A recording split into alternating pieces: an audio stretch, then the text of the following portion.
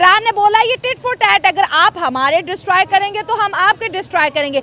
इसमें सबसे बड़ा प्रेशर अगर जनरेट होगा तो वो इंडिया पे होगा, क्योंकि इंडिया ईरान के साथ ऑयल की ट्रेड करता है। अगर ईरान का ऑयल, पेट्रोल, गैस इसराइल की तरफ से बर्बाद हो जाता है तो इंडिया के अंदर पेट्रोल, ऑयल, गैस के प्राइसेस बहुत बढ़ेंगे, इन्फ्लेशन इंडिया के अंदर इंक्रीज होगी और उनका जो ग्रोथ रेट है, इकोनॉमिकल ग्रोथ रेट, वो भी कहीं ना कहीं इस जंग की लपेट में आएगा। सो अवाम की तरफ बढ़ते हैं और पूछते हैं कि क्या जो है ईरान इसराइल को दबा पाएगा और या फिर ये जो धमकियां हैं ईरान का डर बता रही हैं। सो अवाम की तरफ बढ़ते हैं और जानते हैं उनकी राय। लेकिन आप दोस्तों से रिक्वेस्ट है कि स्क्रीन पे आपको मेरा इंस्टाग्राम आईडी मिल रही है, यहाँ पे जल्दी से मुझे फॉलो करें, जल्दी जल्दी से सब्सक्राइबर बढ़ाएं ताकि लेटेस्ट अपडेट आप तक पहुँच सके।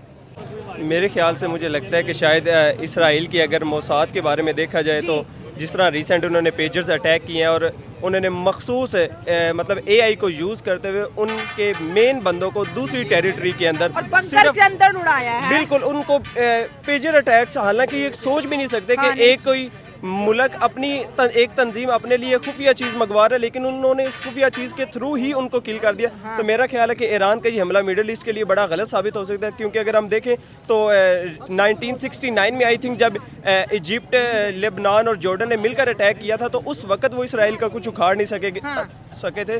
तो अभी जब वो इतना पावरफुल हो चुका है, उसके पास यूएस भी है, उसके पास मतलब ब्रिटेन भी ने भी रिसेंट जब ईरान ने उसके ऊपर हमला किया तो ब्रिटेन भी ये कह रहा है कि हम ईरान की इस हमले की मज़ामत करते हैं। तो इतनी पावर के बावजूद हमें नहीं लगता कि शायद इस ईरान जो इसराइल को फतेह कर सकता है, और ये मेरे ख्याल से ये ईरान का एक बड़ा गलत है। और जब से ईरान ने हमला किया, जो समझ वाले लोग हैं वो यही कह रहे हैं कि ईरान ने एग्रेशन दिखाया, ईरान को अटैक नहीं करना चाहिए। इसराइल की बात करें, आपने मोसाद की बात की, इसराइल अपने दुश्मनों को मारने के लिए 100 साल पहले की प्लानिंग रखता है। इसराइल ने ओपनली कहा है कि ईरान से हमने जो बदला लेना है ना, इनके जो एनर्जी सोर्सेज हैं जहाँ से ये तेल निकालते हैं, तेल को रिफाइन करते हैं, इनकी इकोनॉमी हमने क्रैश किया। गजा का हाल देख ले, लिबनान का देख ले, हमास का देख ले, हिजबुल्लाह का देख ले।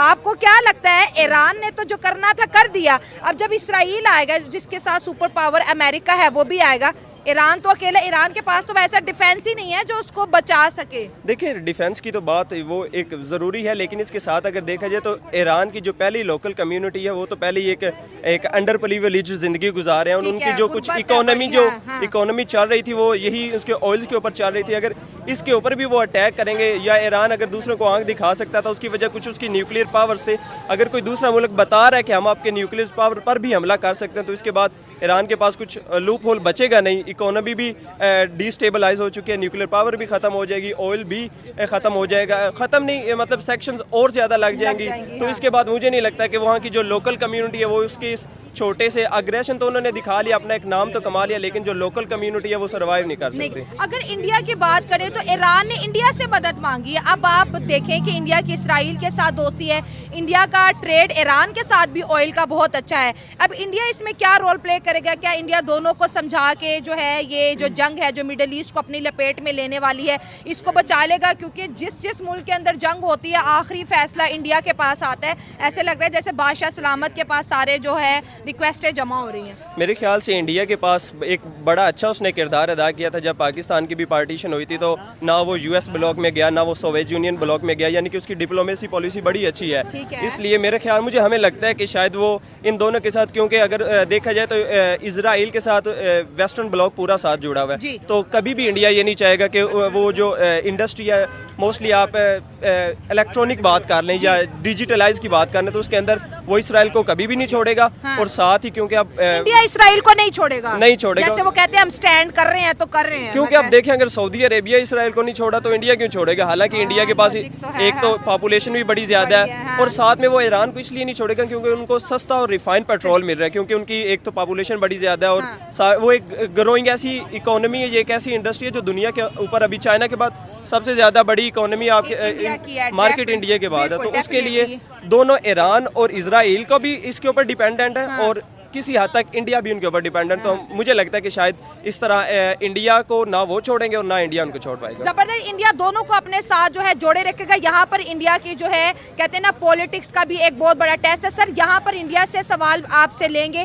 कि अगर अटैक होता है इसराइल की जानिब से ईरान के एनर्जी सोर्सेज पे, पेट्रोल पे, ज़ाहिर है पेट्रोल की शॉर्टेज आएगी, प्राइजेस जो बढ़ेंगे, तो इंडिया की जैसे आपने कहा ग्रोइंग इमर्जिंग इकोनॉमी है, तो सर ये भी तो फिर आहिस्ता आहिस्ता क्राइसिस का शिकार होगी, वहाँ पे महंगाई बढ़ेगी। और जो जिस ग्रोथ रेट से इंडिया जा रहा है वो तो इस जंग की वजह से इतना रशिया से अफेक्ट नहीं होगा जितना ये ईरान और इसराइल की वजह से अफेक्ट हो जाएगा। देखिए इसके अंदर समझने की बात यह है कि पहले भी उसके ऊपर सेक्शन लगी हुई है यूएस की तरफ से, यानी कि जो वो तेल एक्सपोर्ट कर रहा है वो लीगलाइज वे में नहीं कर रहा है, इलीगली कर रहा है। हाँ। तो ये हमने देखा जैसे यूक्रेन रशिया वार चली तो उसकी वजह से भी प्राइस पेट्रोल की प्राइसेस काफ़ी ज़्यादा हुई। इसका दुनिया के ऊपर इफेक्ट तो ज़रूर होगा।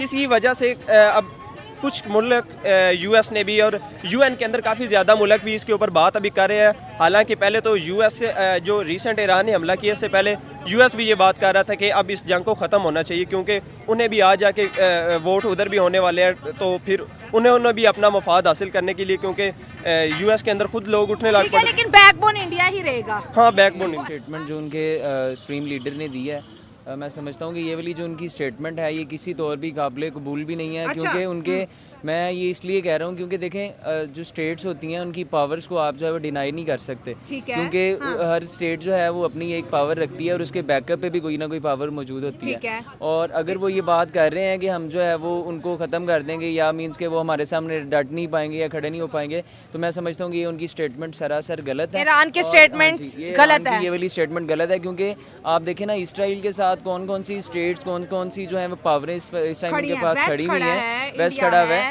और उनकी अगर आप इकोनॉमी देखें, अगर उनकी आपकी फाइनेंशियल स्टेट देखें तो वो मैं समझता हूँ कि ईरान से कई हद से ज़्यादा है। हाँ ये है एक स्पिरिचुअली ईरान कह सकता है, मीन्स के कि हम जो है वो उनको तबाह कर देंगे, जज्बाती, हाँ जी, जज्बाती बयानबाजी भी हो सकती है, स्पिरिचुअली भी हो सकती है, लेकिन जो एक्चुअल जो सिचुएशन है वो मैं समझता हूँ कि थोड़ी सी अगेंस्ट है।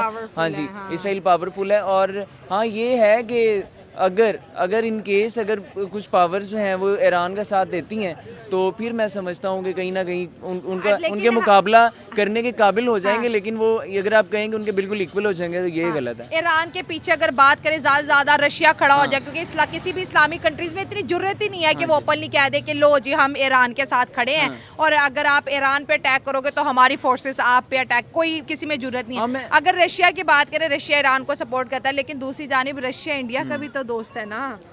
वही चीज़ मैं आपके सामने पेश करने की कोशिश कर रहा हूँ कि पॉइंट इज़ दैट कि अगर रशिया उनका साथ भी देता है तो उसको भी तो अपने जो हैं वो कुछ ना कुछ चीज़ें देखनी पड़ेंगी ना, कि कल को मुझे अगर काम पड़ सकता है, इंडिया से पड़ सकता है, मुझे इसराइल से पड़ सकता है। हाँ जी, दोस्त हैं। उनके आपस में जो है वो एक्सपोर्ट इम्पोर्ट का जो सिलसिला है, उसके अलावा जो उनके जो अपने कुछ मफादात वाबस्ता है उनसे, तो रशिया भी उस तरीके आ सकता है, लेकिन उस तरीके से नहीं आएगा। उस तरीके से नहीं आएगा कि वो उनको प्रॉपर्ली चुपके आ सकता है। और उसके अलावा हाँ उनको ये कह सकता है कि बंद कमरे में उनको कह दे कि यार हम आपके साथ हैं, लेकिन ओपनली ओपनली जो है वो इस तरीके से मैं समझता हूँ कि वो आ नहीं सकता, क्योंकि उनके अपने जो है वो कुछ ना कुछ जो है उनकी बेनिफिट्स उनके साथ जो है वो रिलेट करते हैं। तो दैट्स दोनों पॉइंट्स आपके जा रहे हैं इसराइल की तरफ। तीसरे की बात कर रहे हैं, खामनाई आज AK-47 के साथ खड़े हुए 5 सालों के बाद एड्रेस किया और उन्होंने कहा कि इसराइल अगर हमारे एनर्जी सोर्सेज पे अटैक करेगा तो हम भी करेंगे। तो अगर दोनों के एनर्जी सोर्सेज के ऊपर जहाँ पे स्टोरेज है, जहाँ पे ऑयल रिफाइन होता है, अटैक होते हैं, तो सबसे बड़ा नुकसान इंडिया को होने वाला है, क्योंकि हमारी तो जरूरत नहीं है ईरान से तेल खरीद सके, एनर्जी खरीद सके, लेकिन